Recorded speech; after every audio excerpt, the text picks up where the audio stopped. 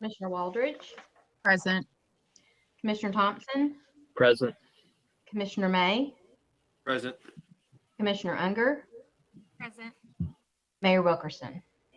Present. First item, do we have any citizens' comments? Yes, sir. I do have one comment that came in today.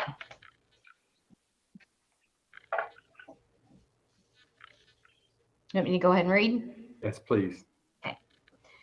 All right, this is from Mike Fitzpatrick, and this is regarding the Broadway Bridge. It says, I think I speak for many city residents that we are very excited for our new leadership and look forward to a vibrant, proactive environment that will finally get our city to an acceptable level of economic growth. But we have to make sure we make sound decisions and done with unnecessary emotion that really does not make a lot of sense at this moment. The mayor recently spoke to the potential of Taylor Avenue, Buttermere Hill, and Benson Valley becoming an area that could be developed if the access to downtown via the Broadway Bridge was available. That may be true, but what have we done to prepare those areas for this multi-million-dollar proposal? Have we built sidewalks on Taylor Avenue from 2nd Street to Bell Point? Have we created a safe, effective way for Buttermere Hill residents to exit down the hill on their way to the downtown area? Have we made the intersection of West Plaza Connector and 421 Taylor Avenue to include Benson Avenue, an area where individuals can walk safely and ride safely? Have we slowed down the traffic on Taylor Avenue to make sure it is safe for residents and pedestrians? Have we built bike lanes on Taylor Avenue from 2nd Street to Bell Point? Have we built bike lanes and or bike trails on Benson Valley? I truly do not have the expertise or knowledge to understand the cost of disassembling a bridge, but I hope we consider spending the $600,000 from the state available for destruction on carefully deconstructing the historic bridge and storing it away until we are ready to take on this venture. And that day will come if we put the infrastructure in place and allow private, non-government entrepreneurs to take over. Once they see that the city is serious about developing these areas, they will come, and when they do, we will know it's time to reassemble that bridge that all of us want to save. Please consider this and consider putting together some passionate, resourceful, non-governmental citizens on a steering committee to get this long-term project completed. And that was from Mike Fitzpatrick. Okay, thank you, Mr. Fitzpatrick. We appreciate your comments. The next item, well, we'll go into the discussion items, and we have a few presentations tonight. First, we have Chris Schimler, who will be presenting on removing invasive species or plants. I see you're here, Chris. I'll turn it over to you. Hi, thank you so much. Can you hear me okay? Okay, great. So just real briefly, I know you guys are busy tonight. Thank you for having me. My name's Chris Schimler, and my family and I have worked on our land treating invasives and removing invasives for the last 17 years. We live out in the county. And several years ago, I just got very concerned about seeing the unchecked spread of invasives everywhere else. I drove outside of our several hundred acres in northern Franklin County and started to organize and work to raise awareness in the community. So in 2017, me and a lot of other folks helped start RIP, Remove Invasives Partnership, and in the last 3 years, we've had 16 workshops and involved about 200 people treating a range of areas in the city and in the county, including most of our parks and other private lands as well. It's been beneficial. It's educated a whole lot of people, inspired people, and helped little microsites. And we're not alone. I mean, the city itself, the Parks Department has put forward incredible, even heroic efforts at Cove Springs to deal with the invasives at Cove Springs. Really commend your Parks Department for that. Buffalo Trace, other landowners. There have been a lot of work on invasives from a lot of different folks over the years, but they've all been uncoordinated and scattershot, and they're all just a drop in the bucket for what we really need. So I think that it would be beneficial at this point for us to establish a task force with the county to provide a expert perspective on the issues before us regarding invasives, and to come up with a coordinated a management plan that coordinates efforts and helps us deal with this in a more comprehensive manner that will be more effective. So that's my proposal today. I think you've seen the sheet that I sent. I don't think I need to belabor some of the effects of invasives, but I will just point out that the recent flood has I think brought to everyone's attention the dangers of our beautiful river, as well as its benefits. And invasive species in particular threaten the health and well-being of our river system and the properties and infrastructure along that river system. While the winter creeper might look pretty and green and like it's holding the soil, it is not a native species. And unlike our native species, both trees and our herbaceous herbaceous species that are very deep rooted, these non-natives are shallow rooted, and they are not holding in the soil the way they need to. Floods like the one we have had and ones to come could have extremely serious, even catastrophic effects on property values and infrastructure if we do not start addressing this now, because our riverbank is not stable. So I don't know if you want to have questions. I told Lane that I would keep this at 5 minutes, and I see it's about time for that. I'm happy to lead the effort in pulling the joint task force together, and then obviously that task force would vote on its president or whoever would be the facilitator of it. But I'm happy to do the work. This is one of the passions of my life, and I would love to see the city and the county take this seriously, because we don't want to neglect the issue until it becomes something that is extremely prohibitively expensive. So any questions, I'm happy to take. Okay, thank you, Chris. And we do appreciate people that are willing to do the work and take the initiative to do that. Commissioner Waters. I just wanted to say that I support her, and I'm okay with allowing her to lead a task force on the city's behalf with the county. I think also she and I have had a conversation when I came down to volunteer with them at Dolly Graham in clearing that out. So it is a problem that needs to happen. I think we also maybe should add the ag area of Kentucky State University to maybe even explore the goat option that you had brought up during that time, and how we can continue to work with Kentucky State as well on that. Is, they already have some goats, could we use their goats, or could we purchase goats that would then go to Kentucky State University, and how we can, leverage the ag program there maybe in this as well, and maybe even include some of the ag people in helping with your task force as well, which I'm sure, Chris, you've probably already spoke with Kentucky State University as well, but I know that I did bring up the goats, ideas with them, since they already have goats. But I would support Chris moving forward and helping with starting the city side of the task force and being that connection with the county and Kentucky State moving forward. I think it's something we need to do now. Just realizing and getting my hands in the dirt with her at Dolly Graham, it's a big deal. So, thanks, Chris, for all you do. Thank you.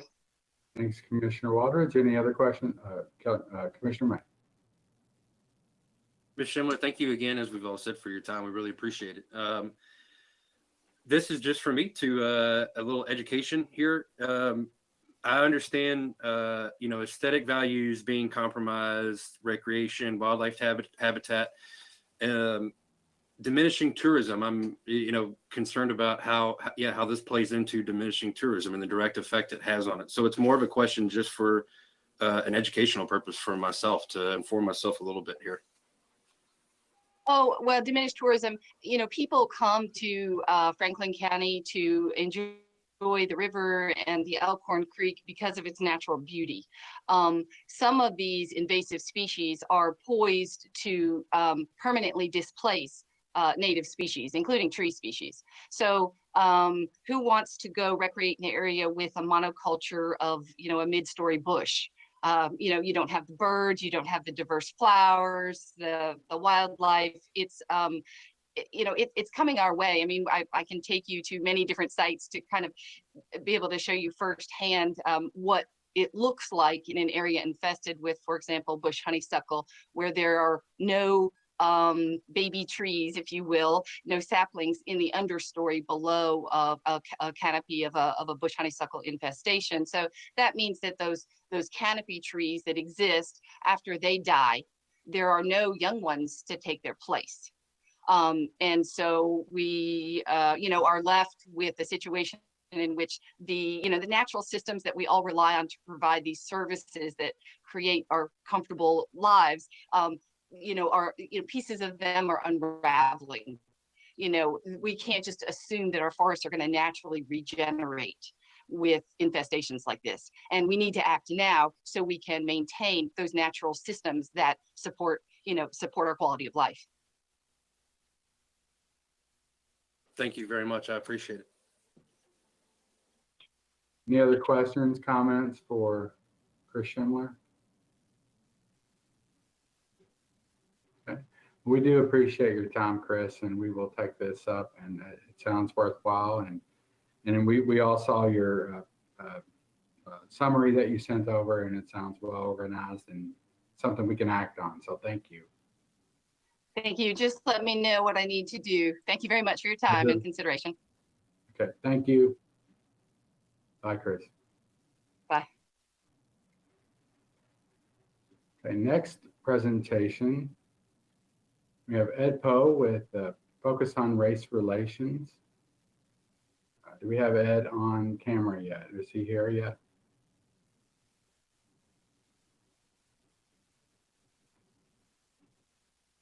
I don't see.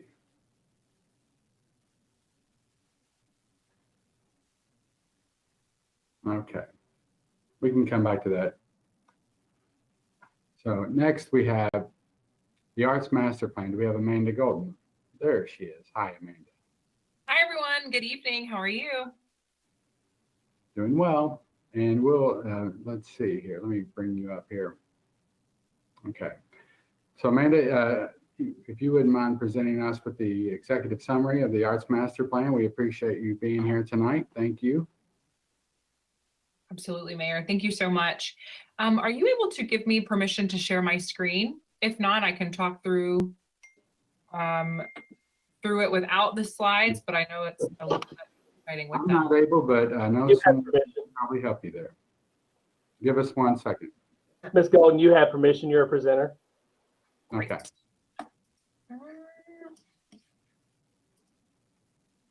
It is not allowing me.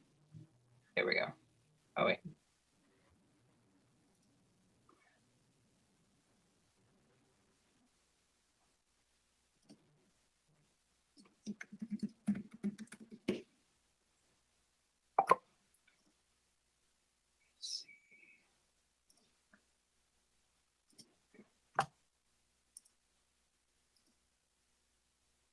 Okay, perfect. There it goes.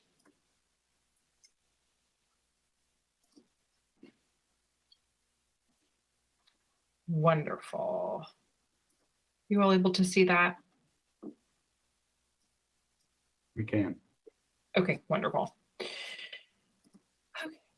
Thank you all so much for letting me present tonight.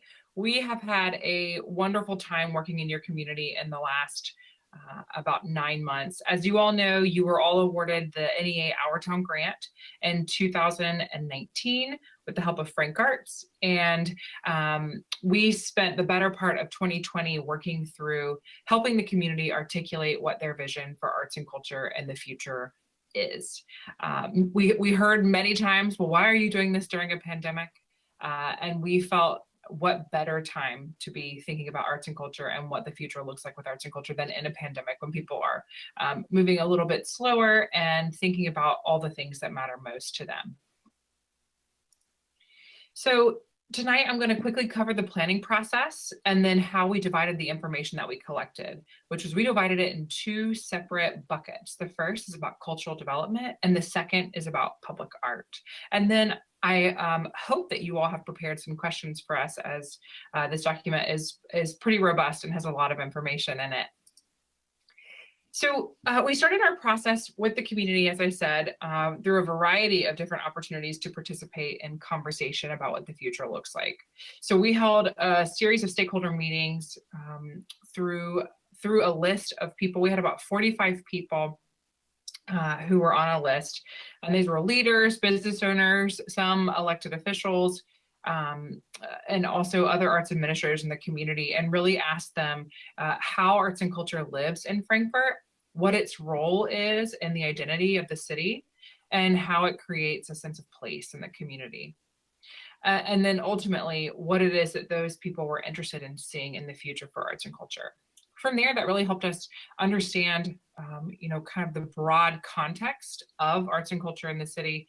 And we were able to host a series of focus groups. We had some with local artists. We had quite a few with local artists, actually, many arts leaders, business owners, and representatives from Kentucky State University. And we also held a focus group with high school students. The focus groups yielded a significant amount of information, many of which confirmed what the stakeholder meetings kind of indicated to us, is that arts and culture is very important both to the past of Frankfort and also to the future. From those focus groups, we then built a series of community events. The first was an opportunity over 2 different weekends to come to Josephine Sculpture Park and answer questions in a socially distant way and in a safe way.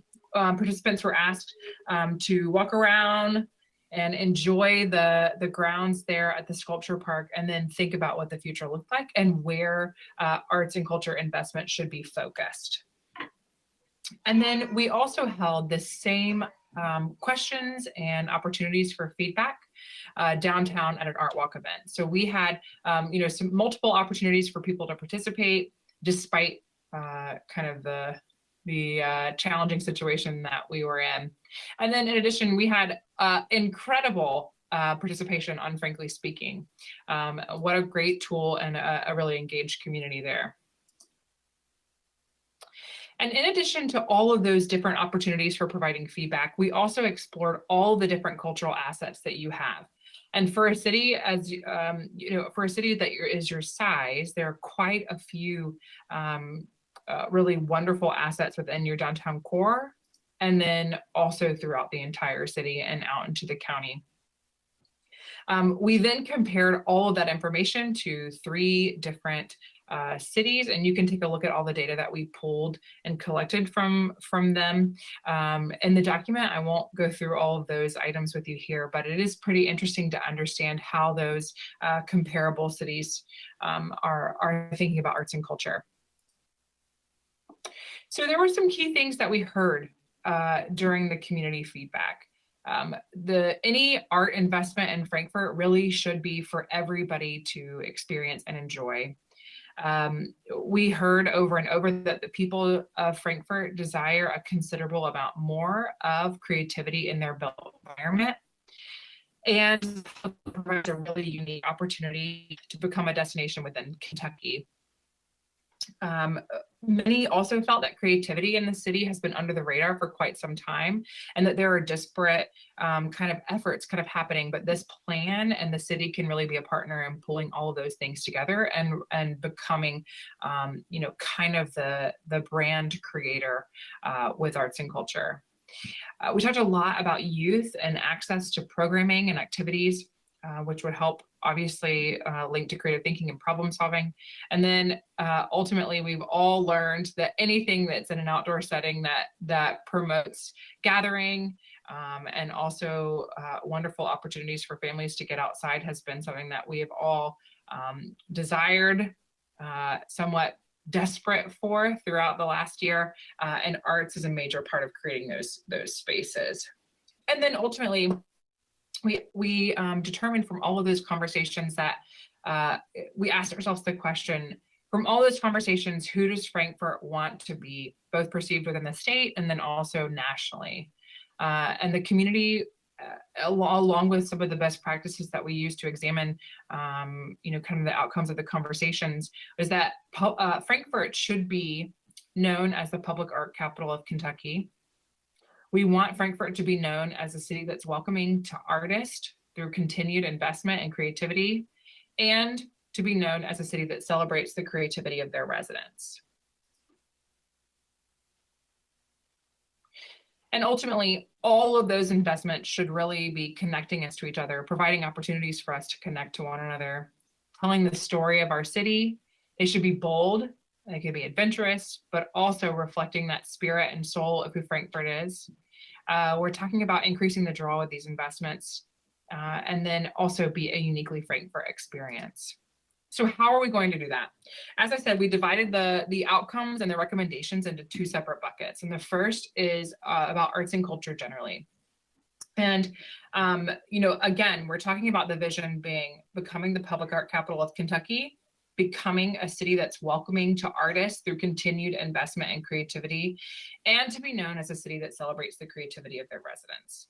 And so we're recommending that the city develop a creativity and culture department that focuses on enhancing the quality of life of the city through supporting and fostering cultural opportunities for artists, families, tourists, and the general public.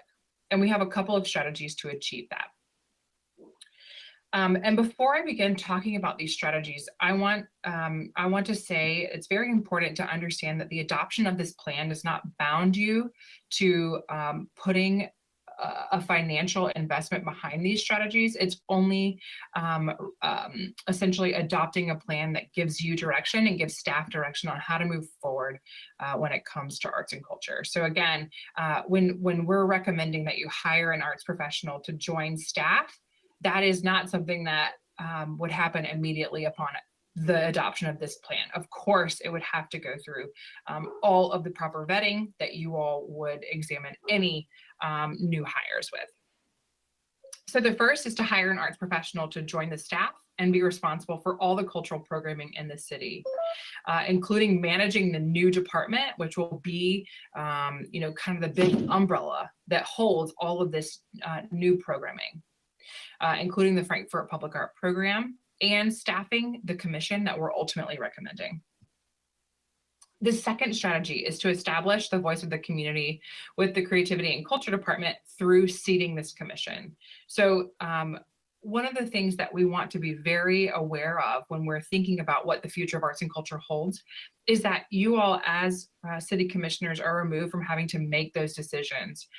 We know far too often that these arts decisions become quite political, and by appointing a commission, this commission will be the voice of the community and has time and is solely focused on ensuring that the voice of the community is represented in any of your arts and culture investment.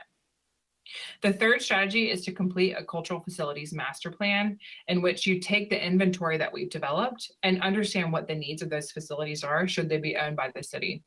And then from that inventory, you would then be able to deduce, if an arts center was something that was feasible or needed based on the market. The fourth strategy is to consider some of the creative district designation programs that the state of Kentucky has with their Arts Council. The fifth is to establish a grant program that supports all kinds of art, special events, and cultural organizations in partnership with the county. And that grant program would be something that would be administered annually. And when the money has all been applied for, then of course, there would be no money until the following fiscal year. The next is to determine what festivals or special events can become signature arts and culture events for the city. Again, we're thinking about how to support that creative ecosystem, which includes bringing in tourists to the community, but also supporting the residents and improving their access to arts and culture.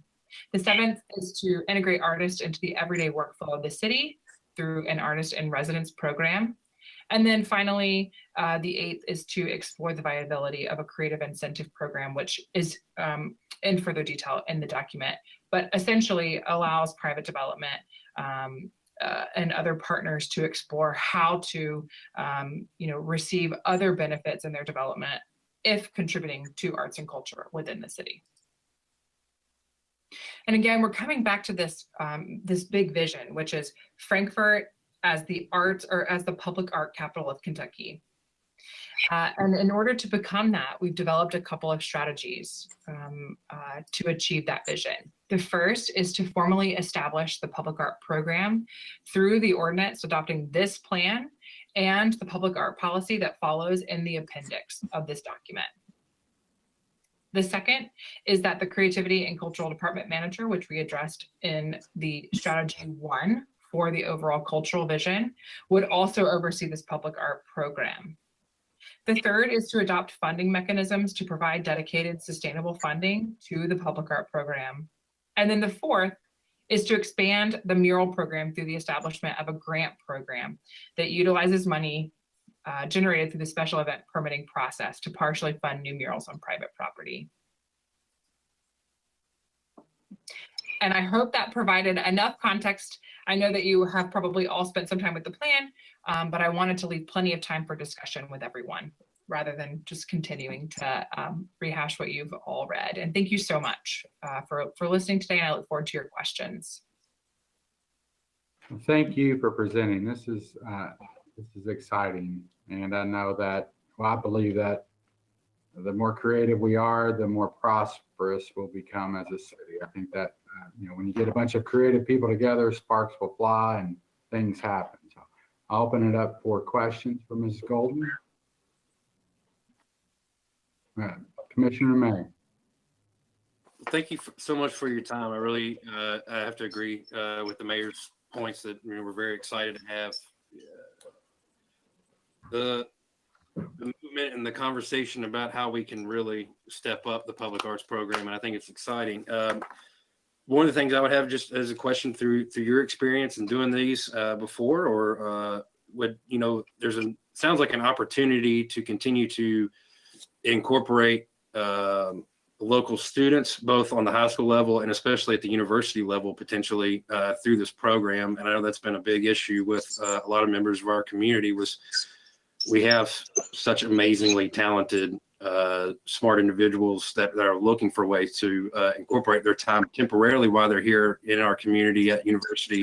Has that been a big discussion point thus far, or have there been ideas thrown around about how to, specifically incorporate Kentucky State University and the local high schools and both independent and city and county schools? Absolutely. We've had both of those discussions pretty extensively.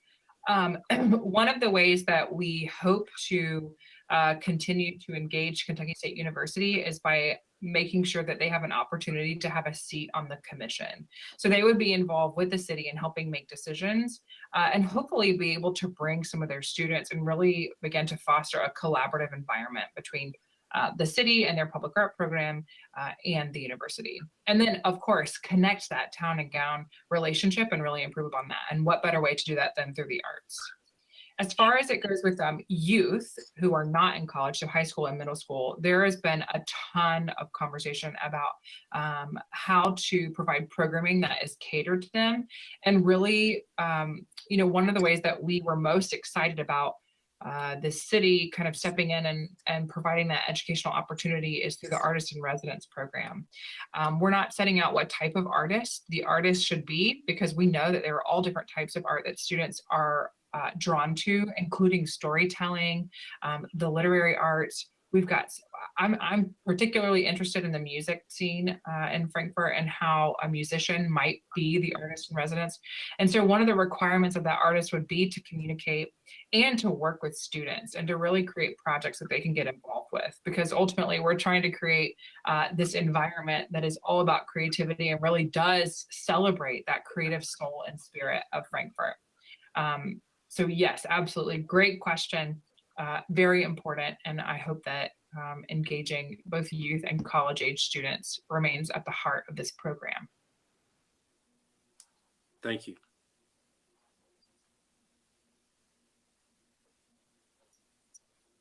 Any other questions or comments for Mrs. Golden?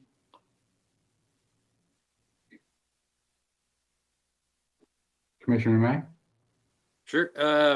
There's been I know a lot of crossover in the arts and rehabilitation and programs for individuals struggling to get back on their feet, dealing with substance abuse issues and things like that. Has that come up?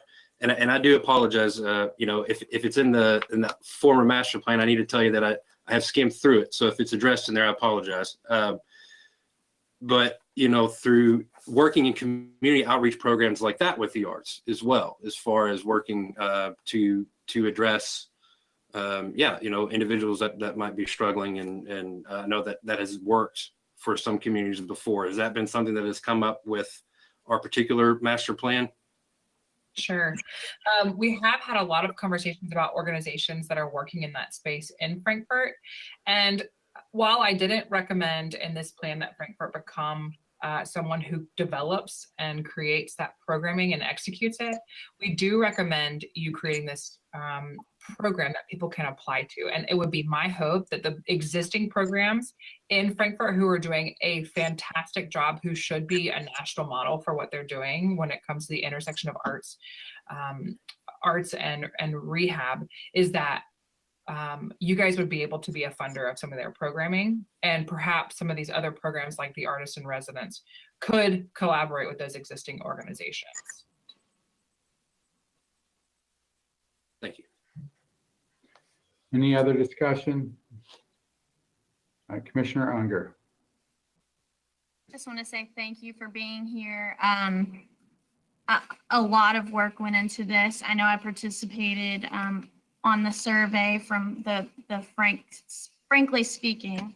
But as someone who, I'm an alumni from Berea College, and I know how important the crafts and arts are to Berea, and people travel from all over to visit to see their artists in residence, as well as their student crafts associated with the college. So I'm excited to, take this plan and run with it and continue to have our arts grow in the city. And I know for one that I've benefited from all of the public arts and the murals downtown, being able to, walk my kids down the street and see the progress on the mural that's up here on the screen right now. It was a joy for my family. So I'm excited to see this continue to grow. And thank you so much. Thank you, Commissioner Unger.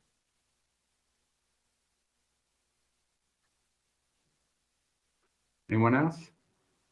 And it may be in the plan, Ms. Golden, but I'd like to know, I'd like to see some examples of any other cities that have creative incentive programs as well. I think that would be beneficial.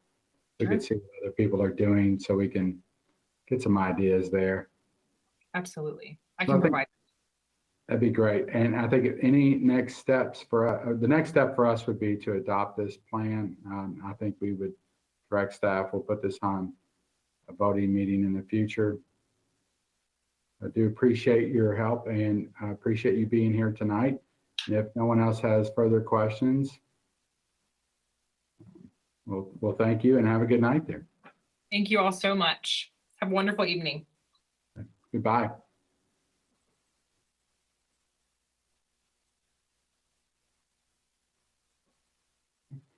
Our next item, we'll go back. I did see Mr. Ed Poe here tonight. How you doing, Ed? I'm doing very well. Excuse me for being a little late coming to the meeting. This is my first time using the GoToMeeting, and it took me 3 tries just before I found out I was in the right place. So if I push the wrong button, just bear with me. I'll make it happen. You're fine. You're fine. We look forward to hearing from you, and the floor is yours. Thank you. I want to talk about something that people don't want to talk about. We get uncomfortable when it's mentioned. I'm talking about race relations. Most of you know me. My name is Poe, Ed Poe. I've been in this community for many, many years, and I've seen some of the work that's been done, and I am aware of a lot of the work that still has to be done. Race and race relations is the number one problem our nation is facing. It's the only thing that is going to tear this nation apart from the inside unless we can resolve it. 2 years ago, it was the opioid drug problem in race relations. Last year, it was the COVID-19 and race relations. We got a drug czar, and the government started to address the drug problem. We got 4 or 5 vaccines now, so we're starting to get control over the COVID-19. But race relations has been a problem for the last 402 years, and we don't have a resolution for it, okay? It is the number one issue. If you take a look at what's been happening across our nation, we've got more racial incidents than we've had since the Jim Crow era. And if you look at February 6th and what happened at the Capitol, that was racially motivated. Race was at the base of what happened at our Capitol. So we got to come to terms, and we got to start talking about race and race-related issues. And we got to do that right here in Frankfort, Kentucky. If you Google what is the significance of race in the year 2045, you're going to find out, according to the US Census, that in the year 2045, the white population will no longer be the majority population in the United States. People of color will be the dominant population in the year 2025. And I think that's part of what's happening now with all of the racial tension that's starting to come to the forefront. Systemic racism has been with us since 1619. It's still with us today. Systemic racism, as I define it, is a power. It is a power that is used by the dominant population for the benefit of that population and to the detriment of less dominant populations. Rules, regulations, policies, procedures, laws, ordinances, employment, education, housing, healthcare, the criminal justice system, the court system, the adult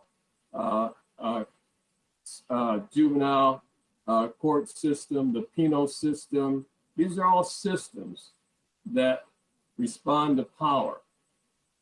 The dominant population who is in authority initiates the system, edits the system, maintains the system, all for the benefit of that dominant population and to the detriment of less dominant populations who have to maneuver through the systems with all of the delays, the denials, the setbacks, the hardships.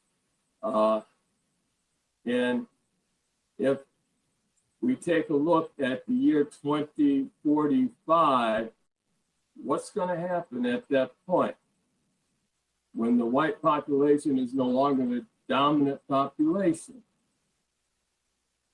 You're going to have a population where the minority population is going to try to control the majority population. In order to do that, you're going to have to eliminate democracy, because with democracy, it's one person, one vote. And if you're no longer the majority population, you don't have the greater population for the greater votes. That's why we're seeing such an effort that's being made to prevent people of color from voting. You see the redistricting, the redlining, the changing of the voting locations, the additional restrictions in order to obtain a ballot, the delays at the post office on the absentee ballot, anything and everything that people can possibly think of to prevent people of color from voting. And if you don't think these folks are serious, you take a look at what happened on February the 6th, because they wanted to stop the voting process, the democratic process here in the United States, and they almost succeeded. This is serious stuff. And unfortunately, we're not talking about it like we need to talk about it. We need to talk about it every day. In our churches, they need to be talking about it. In our school systems, we need to be talking about it. Local government, we need to be talking about it. Somebody somewhere every day needs to be talking about race relations, and we're not. It's an uncomfortable topic, and we got to start making it comfortable, because 2045 is right around the corner. We have, unfortunately, a beautiful city, but we don't represent the diversity of our population. In local government, at the end of 2021, our local government offices should reflect the percentage of the diversity in our population, 18 to 20%. Our police force, we can't have a white police force policing a population that has 18 to 20% diversity. We have to make some changes. And I know a lot of people are going to say, well, we've been trying, especially in the school systems. If you look at what's going on in the school systems, we can have a Black child go through grades 1 through 12 and never have a teacher that looks anything like themselves. What's that do for that child? What does it do for the white child who never sees a person of color in a position of authority through grades 1 through 12?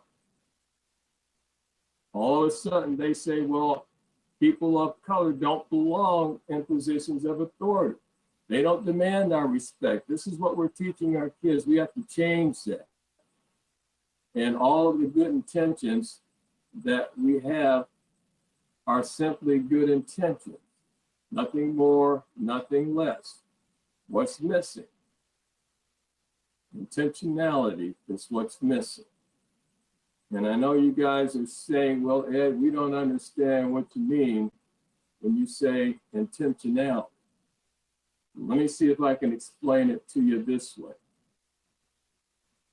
If you want something bad enough that you're willing to fight for it, work day and night for it, give up your time, your peace, and your sleep for it. If all that you dream and scheme is about it, and if life seems useless and worthless without it, and if you would gladly fret for it and sweat for it and plan for it and lose all your fear of the opposition for it, and if you simply go after this thing that you want with all your capacity, your strength and sagacity, your faith, hope, and confidence, and stern pertinacity, if neither cold, poverty, anger, nor shame, body nor brain, sickness or pain can keep you away from this thing that you want, if dogged and grim you beseech and beset it, with the help of God, you'll get it. That, my friends, is what I'm talking about when I say intentionality. If you don't have intentionality, you need to find out how to do that. If you don't have race relations as one of the top priorities on your list of priorities, you don't have intentionality. If you don't have race relations as a line item budget with sufficient dollars to make it meaningful, you don't have intentionality. And if we don't have intentionality, we got to talk, because 2045 is right around the corner. It's just seconds away. 756,864,000 seconds to be exact. That's how many seconds between now and when we're going to enter the year 2045. When your toddlers that are 2 and 3 years old now, at that point, they're going to be 26 and 27 years old, ready to step into the workforce, to take over, to take charge. But at that point, they're not going to be the dominant population. What are we going to tell them now? What are we going to tell them then? Tick tock. We need to talk. I appreciate your allowing me to take 600 of those seconds to bring this message to you. But it's important, and we got to start talking. Talk to somebody about race relations. And we are the capital city. We have to lead the way. And we got to take a look at how we can make these changes by the end of 2021. It's got to happen. Otherwise, we're going to have another civil war. And if we have another civil war, there will be no winners. Thank you. And thank you, Mr. Poe. And of course, we could probably spend, well, we need to spend more time on this than what we can do in this meeting. And we look forward to any of your recommendations on behalf of Focus on Race Relations as well. And of course, some of these, they may appear to be national issues, but at the end of the day, it's all local, and we have to do what we can do, individual to individual, and the government can help here. So do we have any questions or discussion for Mr. Poe while he's here?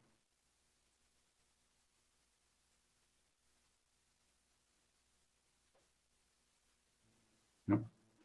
All right, we appreciate your time, and we look forward to any recommendations, and we'll definitely consider them in the future in 2021.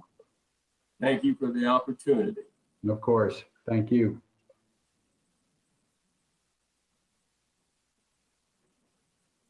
Next item up on the discussion list is the Broadway Bridge, and we'll ask Mr. Russell, do you have an update on this?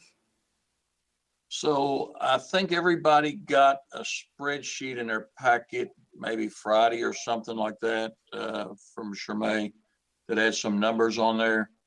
Late this afternoon, we sent out the same spreadsheet, and the only thing it had is it took the $600,000 for the demolition of the structure. That is not our cost, that is a state cost. And then there was $180,000 for the removal of Pier 5 that is not in our cost. So if you go back in and add the final numbers in that one category, and I think it was new pedestrian bridge on new alignment, basic, no special features, should come out to $1,897,500. One of the most important conversations that I've had lately is with our insurance carrier and Ms. Coblin. And as thorough as she has been, and she informed me today that she does not like to take no for an answer, we are having an extremely difficult time finding insurance. If we were to accept the bridge from the state, right now, we do not have a way to protect ourselves or insure that bridge as far as she's been able to find out.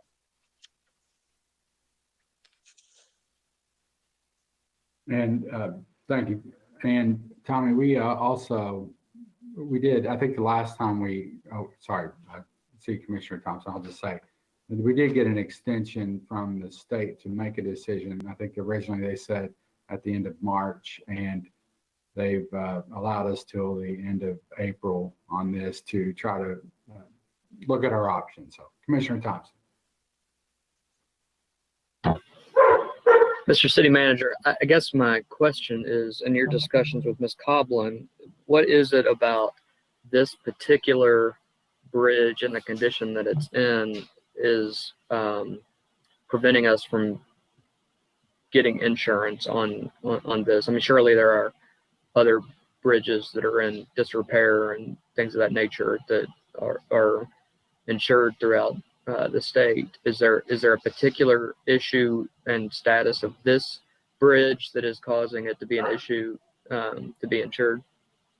Yes, sir. I think when everybody looks at the status report of the bridge from the structural engineers, Right. it's rated as a 1. And I believe in the report, it's got in danger of imminent failure. I believe that's the largest hurdle that we stand to overcome now. So, you know, Working Bridges did present a document to us today that Ms. Ross was going to look at for us because it had whereas on it. And it takes me 3 times to read the whereases when it takes her 1 time and she understands it.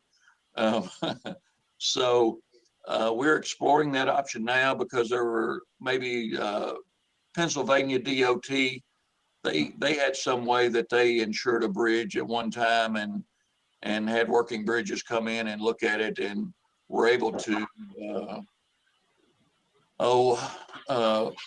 make sure that they had some type of coverage should something happen to that. But I haven't approached KYDOT with that to see if they have ever done that before. We just got that document this afternoon too, Commissioner.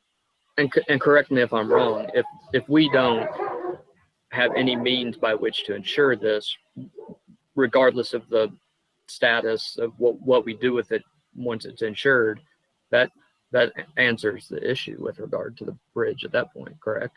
As far as I'm concerned, sir, I just can't imagine we would take on anything that we couldn't protect ourselves publicly from. You know, our coffers are deep, but we don't have state coffers, and you know, one structural element failure on that thing falling onto a boat or a pedestrian or something like that, it just would create nightmares for us. So while I think there are options out there,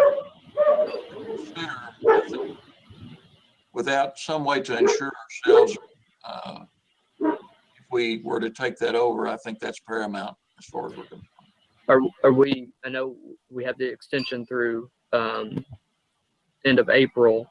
Are we setting a date certain for ourselves to make that decision? I mean, obviously we can't wait till April 30th to tell the state what our intent is. Are we setting a date that if we don't have a insurable option that we'll discuss with the state the demolition? I would think the work session in April that we should have a very real conversation on what everybody wants to do, and action item then that we would be able to alert the state of our intent. Now, I've had conversations with them as recently as today on if we take the superstructure off, whether the weight of that structure is the only thing holding those piers up. If we take that off, are they going to crumble? You know, there's a lot of conversations out there, and honestly, probably a lot of unknowns, but we have to rely on the professionals. Right. To lead us through this thing. You know, I am certainly not a structural engineer. That's why Mr. Knowles has this project. And I'm relying on the state and the Palmer report and everything else that everybody's got to look at. The numbers I feel like are legitimate numbers and real-time numbers. So I think those are things to consider is how much money do we want to put into this crossing over the river? If we even get past the insurance issue. And the way that we would get past the insurance issue, to me, it seems like is that we would remove the structure, let the state remove the structure at their cost and the piers. And if you look at the numbers on there, the new pedestrian bridge, the new alignment, which is essentially a new pier or two out through there, and then whatever type of deck we want to put back across the river comes in at a substantial less figure than rehabbing the superstructure now and some of those things. But again, And if we do that, we're essentially looking at a whole new structure at that point. We're not doing anything with regard to the historic structure as it stands. We'd have an entirely new structure. And then again, KLC would insure that structure. Right. We could get insurance and the contractor would have the insurance building the bridge back until they get that finished. I'm sure Ms. Ross would protect us that way, that when we took ownership of the bridge, then we would have the maintenance issue and the insurance costs on that. But the historic bridge that is there right now may not be able to even be considered to be saved, because we may have to demo it completely just to get to the point where it'd be an insurable project, correct? That is correct, sir. Okay, thank you. Sorry for all the questions, Mayor, I apologize.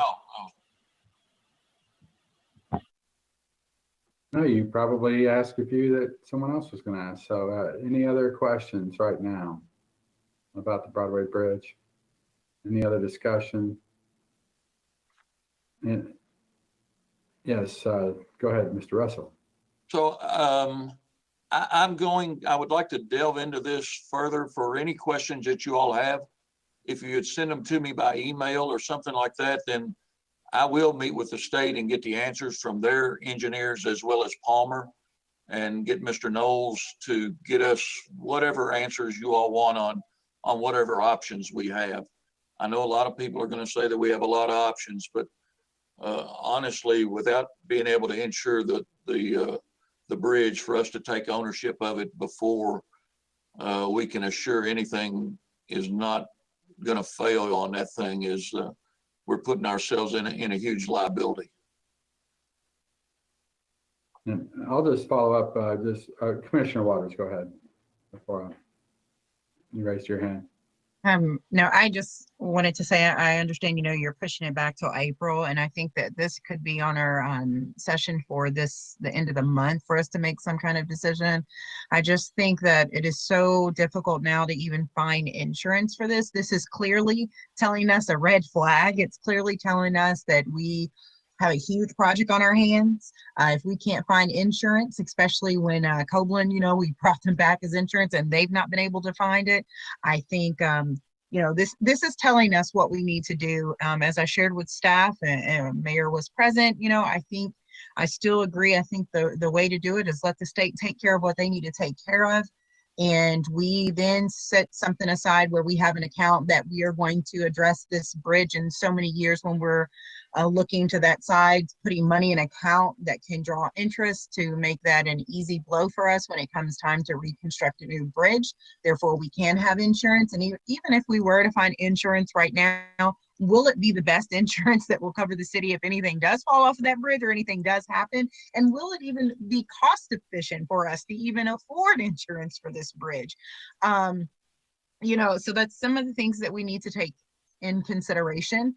But I do think that a conversation should be had with us as a commission, as a board of commissions, before that April date. If our deadline has been pushed back to April, I know the state is ready to do it. And, I wouldn't be surprised that, if we don't make a decision sooner than later, that it will end up just like our Civic Center, torn down overnight and start destroying it with no one having a say. And so I think we really need to think serious on it. I understand it's historic and people have a connection to it.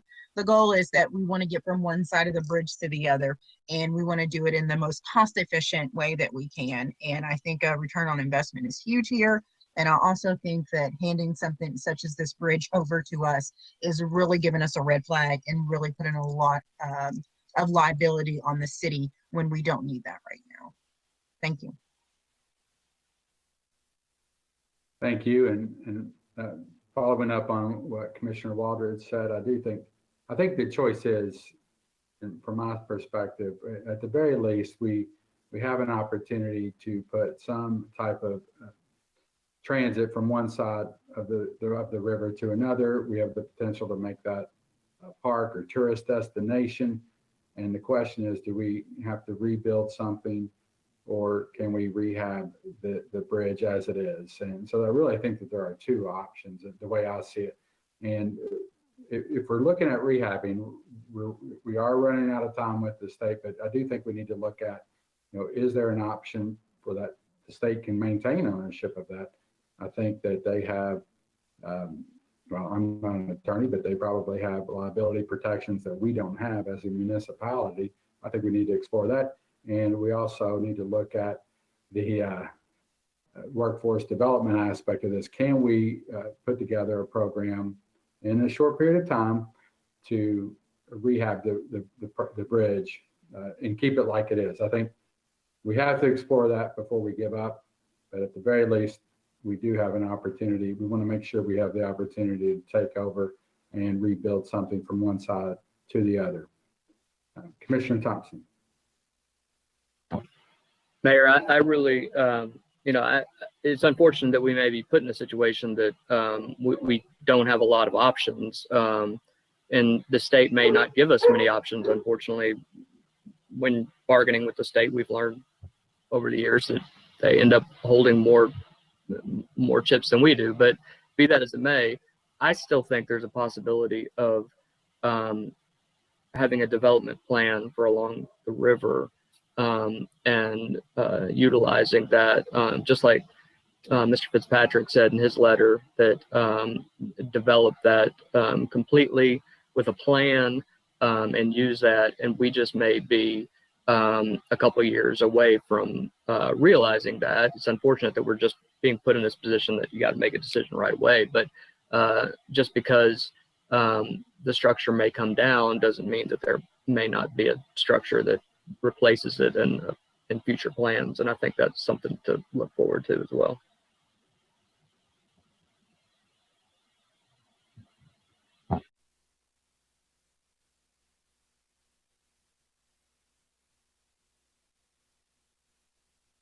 Any other discussion?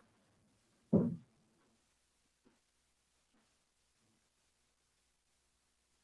Well, we will direct staff to keep working on this. We'll look at our options and we'll move on to the next, I guess, voting meeting or the first meeting in April. Okay. Next discussion item is the Fire Department Station 1 concept. Do we have, well, I'll direct this to Mr. Russell and let you take it from here. I believe Chief Briscoe is on in this meeting. There he is. And there he is. Hello, Chief Briscoe. Good afternoon. How are you all? So what I have sent to the city manager is a request to take our next step in the Station 1 design. It's as you can see from the letter, we've got a contract from 2017 with Branstad Carroll that went through all the steps, and it broke out carte blanche per se to take each individual step on how we need it. We've kind of sit stagnant since 2018 since they give us the report, and this allows us to move to the next phase of getting some type of concept floor plan, concept design, and a visual rendering. It by no means really ties us to any specific site. However, we got the one site that we are using as a primary footprint, but I have spoke to him and we've assured ourselves that should that not become to fruition, that it would be movable enough that we could do some minor tweaking and move it. But this is just one step to kind of get us going, and it doesn't put us into a great deal of capital expense to get to this next phase. It costs about a third of the overall project design costs. So it's a relatively minor step, but it allows us to move forward to get us a concept design and some form of visual rendering.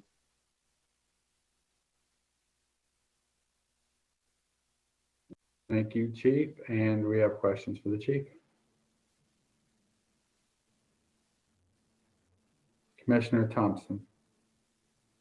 Chief, I know you and I have talked over the last couple of weeks, but do you have in your mind or in your discussions with the previous commission or anybody in leadership a time frame in which you see this coming to fruition, or any idea about what we're talking about from a time frame situation?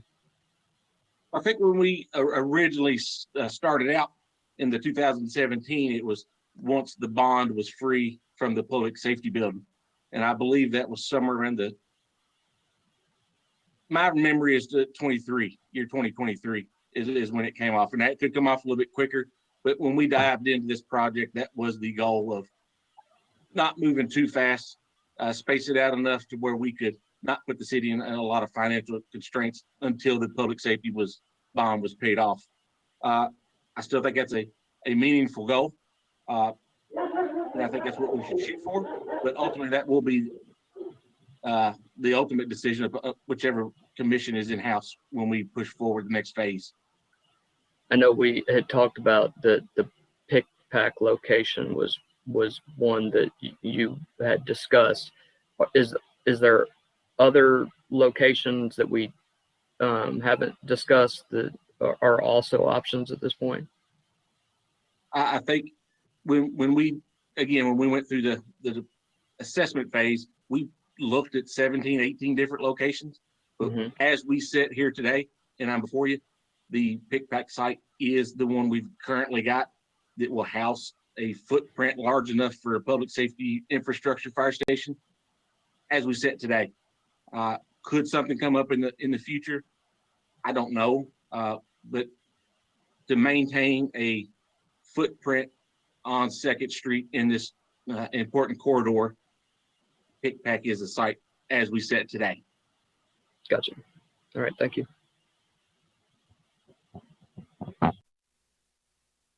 And Chief, the concept that if we pay to have this rendering or these plans drawn up, will they only consider the pick pack site, or can we have 2 options? Will the plans drawn consider 2 options? I believe as we dive into it, I have talked to him about looking at other options as we look at it. And yes, we can look at additional sites as we develop the concept, yes. Do you have a second site in your mind, or is that premature? I would say it's a little premature as we speak today.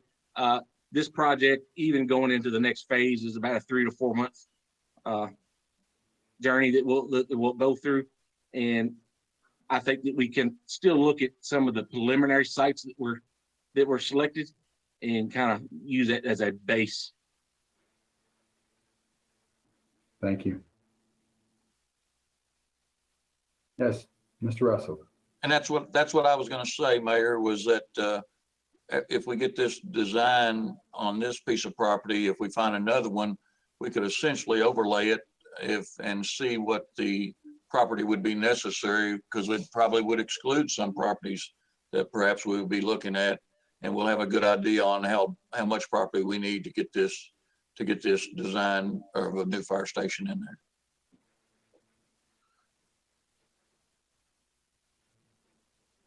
Any other discussion or questions for Chief Briscoe?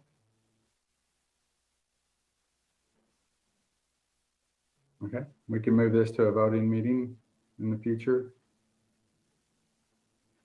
And we appreciate your time, Chief, and we look forward to working with you on this one. I appreciate it. Thank you all.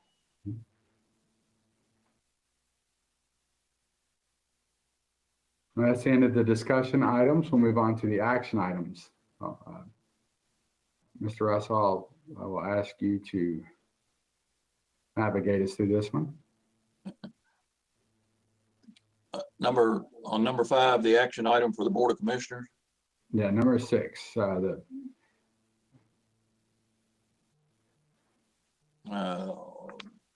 Is it number 6 for Parks and Rec? Yes, that's it. Parks and Recs and the chief. Okay. Yeah. All right, sorry. So Mr. Pickens and I had a conversation. We have had MOUs or MOAs with several of the different schools as far as facilities and the use thereof go.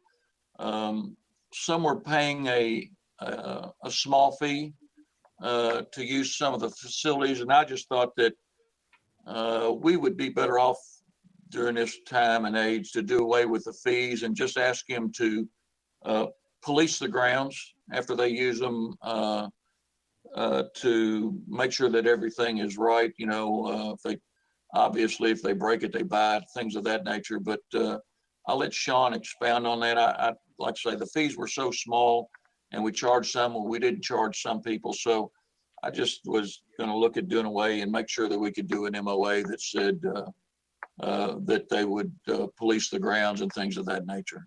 So Mr. Pickens. There he is. Yeah, yeah, he covered it pretty well. You know, like Frankfort High and some of the other educational entities in the city, we have not charged in the past anyway.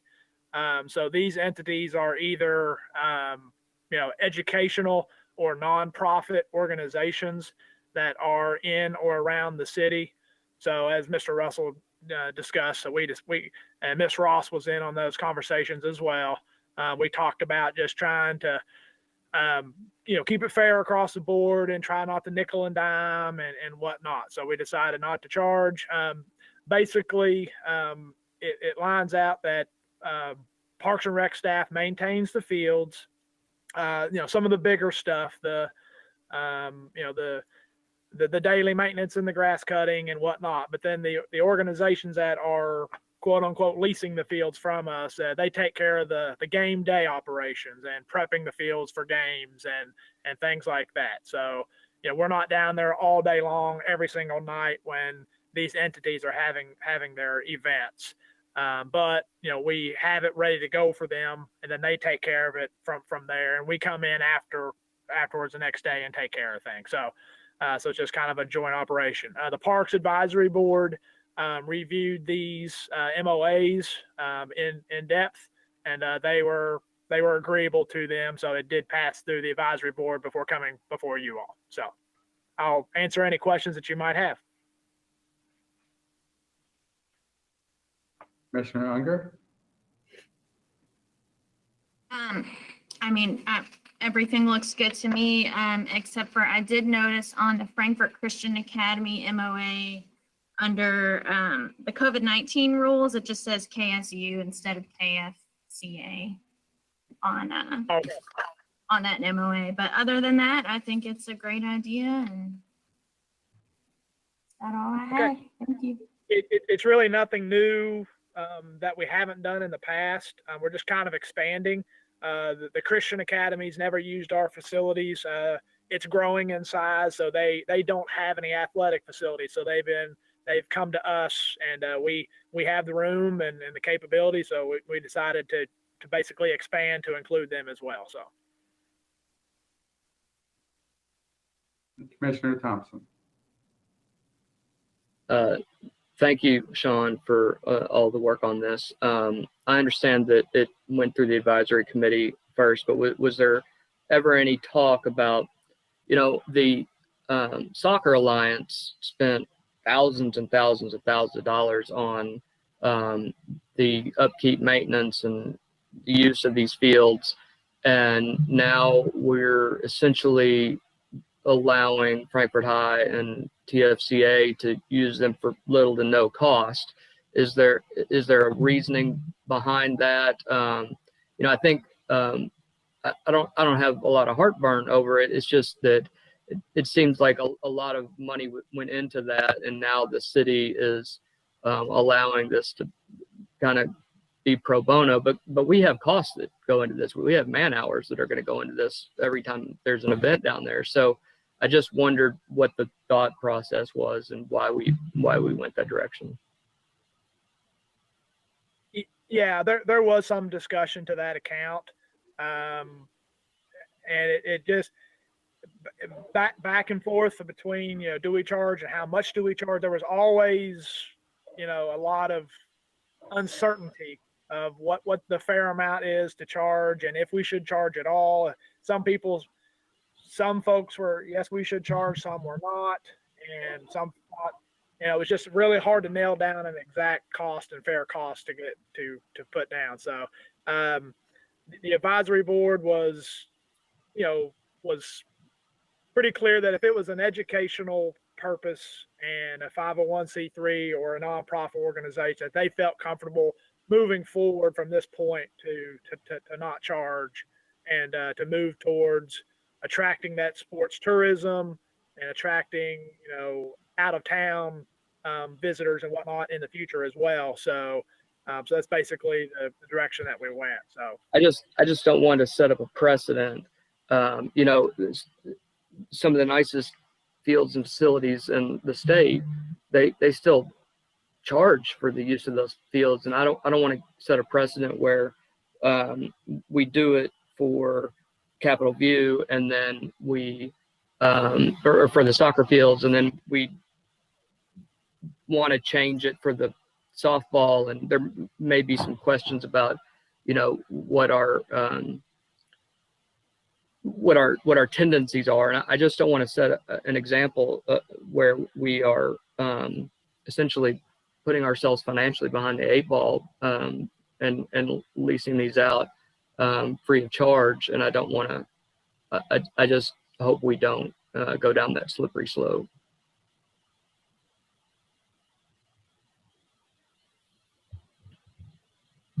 Thank you, Commissioner. And Mr. Russell. Yeah, Commissioner Thompson, the who we charge and what we charge and why we charge, it was kind of all over the board. So while, I made the recommendation, let's just not charge anybody, the amount of monies that we were collecting was minimal, to say the least. And then I thought at one time, Sean, that we had a conversation with the Soccer Alliance and tried to appease them for the monies that they had put into this, and they did a really, really good job. But we're open to anything that you all would like to do. We can, like I say, we were all over the place as far as it went, and we needed to start at ground zero per se, and then make a decision on where we want to go. And like I say, we're open to suggestions. I don't see how we can charge one and not charge the other. And that's kind of where we were charging KSU and not charging somebody else. So we just need to come to an agreement as a whole.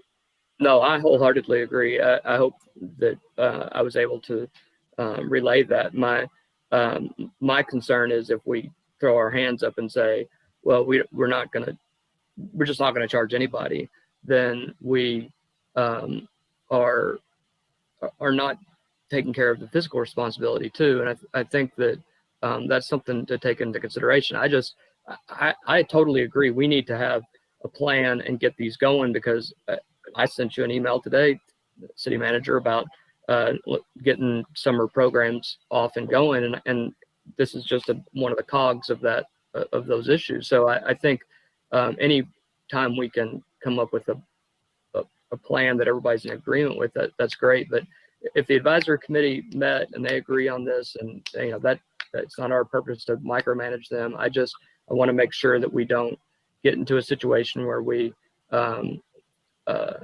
start offering all facilities free of charge, and that could be costly to us, just from my standpoint. Mr. Pickens.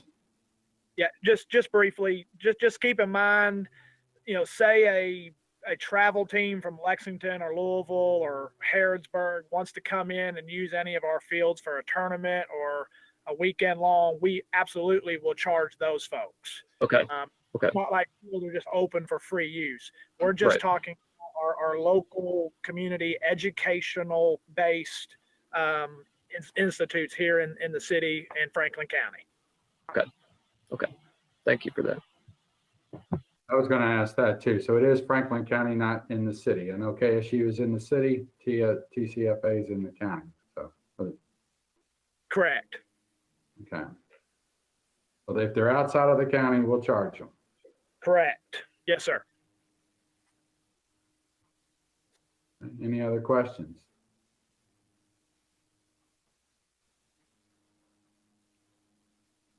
Okay. I move to approve. Okay, we have a motion, Commissioner Waldridge.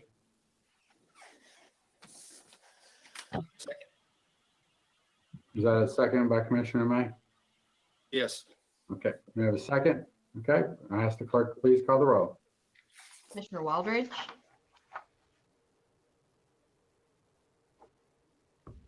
Commissioner Thompson, Yes. Commissioner May, Yes. Commissioner Unger, Yes. Mayor Wilkerson. Yes. Motion carries unanimously. Next action item, number 7. Mr. Russell, I'm going to turn it over to you again. All right, back in 2015, we purchased, I don't know if it's 2015, I don't remember what year it was now. Let's see, we're in 21.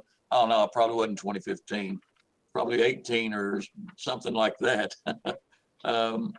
Our outdoor warning system was outdated and old, with some of those sirens being the same age as I am. So, you know, some of them were 47 years old, same age as me. So anyway, no, I feel better than that.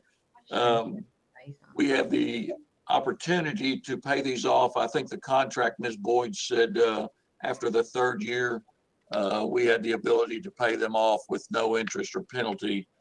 I don't even think we had the ability to pay them off early as far as the contract went. The county chose to pay their portion of the contract. It's all a city contract. So we're looking for the approval to pay off the city side of that outdoor warning siren contract, which will save us some interest, I'm sure.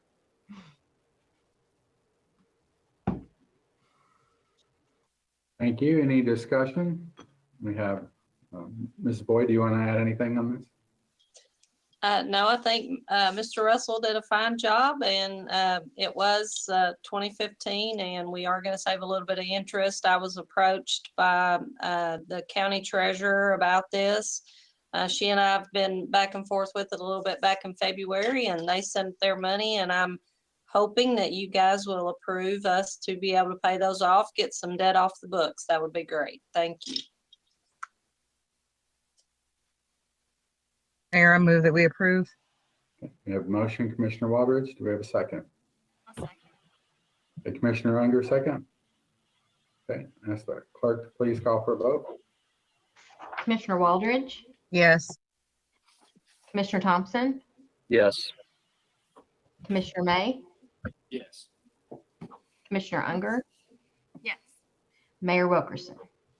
Yes, and the motion carries unanimously. Right, look forward to paying off interest there. All right, no further action items. We'll move on to closed session. Do we have a motion? Discussion for a tentative agendas before closed session, Mayor. Okay, discussion tentative, yes, thank you. I'll open it up. I would like, I don't know if it can be a full agenda item, but just for us to start getting some more updates. As you know, the floods came through over the past couple of weeks, and there's been damage, there's been flood issues. I know that myself and you, Mayor, as well as maybe another commissioner, was contacted about some flooding, and I'd just like to get maybe an update from Public Works on where we are. What does that plan and trajectory look like for us to address some of the flooding issues in our part? I know that when I've spoken with residents, you know, let them know we need to do all that we can as far as the city is concerned. But to know that that does not mean that there's not going to be a responsibility on the homeowner or the county per se. So I'd like to see if maybe we can put something just to give an overall update of Public Works, where we are in some of those work orders and how we can move forward, and how the community can also file or submit an issue so we can continue moving forward. So maybe an update from Katie Beard in Public Works would be great. Agree, thank you. Mr. Russell. Mayor, I'll take part of the blame. I wish if I had thought about it Thursday or Friday or Wednesday, I would have put flood update on there, but my days have been a little busy. Some days are busier than others. So I apologize to you all. I will send out something tomorrow to let you know where we stand and go from there. And I know Ms. Ross is going to look at me and say you're off the topic, but I will get something out to you all. Thank you. Any other discussion on the next agenda, which will be our voting session on March 22nd? Mayor, when I'm sorry. Commissioner Thompson. I apologize, Mayor. When will do we have any idea about when the development agreement will be completed and we can discuss it at a future meeting? Perhaps that's for Ms. Ross. Mayor, if I can. Yes, you may. Solicitor Ross. We are ironing out a few last details with the developer and our outside counsel on that. Jim Parsons is working on those. So we should have the development agreement hopefully ready within the next few weeks. And my intent, I think that would be on hopefully the voting session on March 22nd. If anyone's interested, we hope we can have it done. Is that, maybe I'm premature, Solicitor Ross? No, we hope that's correct. We hope that's the case. That's the plan. Great, thank you. That is good to hear. Okay, any other discussion? We'll move on to executive session. You could have a motion. Mayor, I ask that I'm making a motion to move into executive session per KRS 61.8101B, deliberation on future potential acquisition of real property adjacent to Fort Hill where publicity would likely affect the value of the property. I would second that. Okay, we have a motion. We have a second. All those in favor say aye. Aye. Aye. Okay, motion carries. We'll now move into executive session.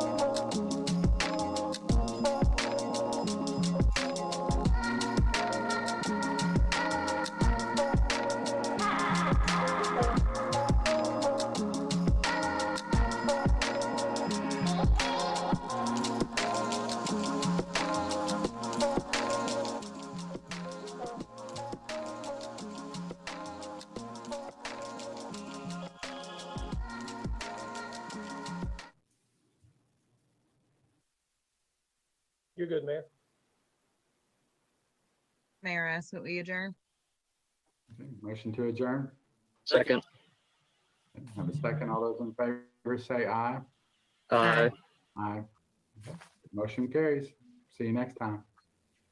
Thank you, Mayor.